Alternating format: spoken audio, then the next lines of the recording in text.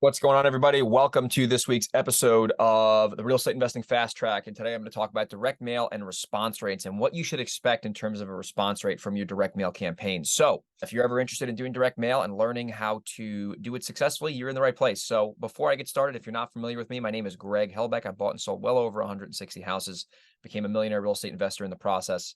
And the goal of the show is to help you and to share what I know with you so you can either get started or get more momentum in your real estate business. So without further ado, direct mail response rates. So at the end of the day, direct mail has changed a lot. As of this recording, it is August of 2023. And when I got started in this business, it was September of 2015. So back in the day in 2015, 2016, I mean, crap, you were getting 2, sometimes 3% response rates with letters, which is crazy, which means every 1,000 units you'd send out, you'd get 20 to 30 calls, which is not the case anymore. It's just more people are doing it. It's a little bit more competitive. Real estate is more popular than it was. Wholesaling is more popular than it was. So the direct mail industry has changed. So now it's crazy. If you're doing direct mail, and I'm just going to go off postcard marketing, for example, you're lucky if you're getting 0.003 to 0.007, which is less than 1%, right? So for every 1,000 units you send, you get 3 to 7 calls, right? For every 10,000, 30 to 70. So you're going to get less than 1% most likely if you're sending postcards. And if you're getting, honestly, let's just call it a 0.5% response rate, which is 0.005.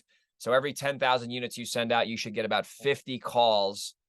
And that's the standard, right? And that's not bad if you think about it, because a lot of people say, oh, the response rates suck, but you got to think about it. If someone's responding to your marketing piece, they got to be somewhat interested, right? So that's the metric, right? About a 0.5% response rate. So you send 1,000 units, you get 5 calls. You send 10,000 units, you get 50 calls. You send 100,000 units, you get 500 calls, right? So you got to look at the calls, first of all, because that's going to be a lead indicator on how many actual leads you're going to get.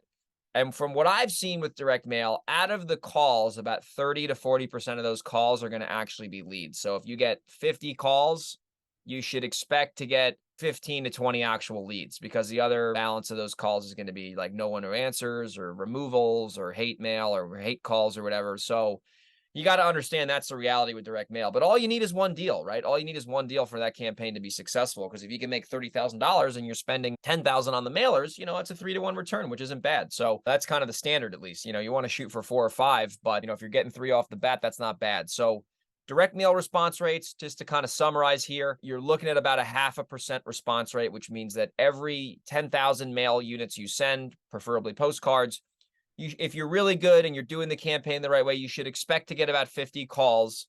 And out of those 50 calls, 30 to 40% of those calls will be actual leads that you're going to be able to make an offer on. So that's something you got to keep front and center. And something else to consider with direct mail before I wrap the show up here today is that, yes, if you do enough mailing, you're going to get deals off the bat. But the truth of direct mail and why it's so successful over time is because you're going to nurture your leads and you're going to follow up with deals that you didn't get originally that are going to turn into money that is going to be from a campaign you spent months and months, maybe even years earlier. So it makes direct mail become more profitable the longer you do it. So I hope you got value from today's show. If you did, please leave me a review on whatever podcast platform you're listening to. If you're on YouTube, like the video and subscribe to my channel. And if you're in the Hudson Valley or Delaware or San Diego, if you want to JV with me, if you're a wholesaler and you want to sell me a property, or if you're a wholesaler and you want a JV wholesale deal with me, send me an email, greg@velocityhousebuyers.com. That's greg@velocityhousebuyers, as in Sam.com, or an Instagram DM at grego_37. I'll see you on the next episode. Thanks.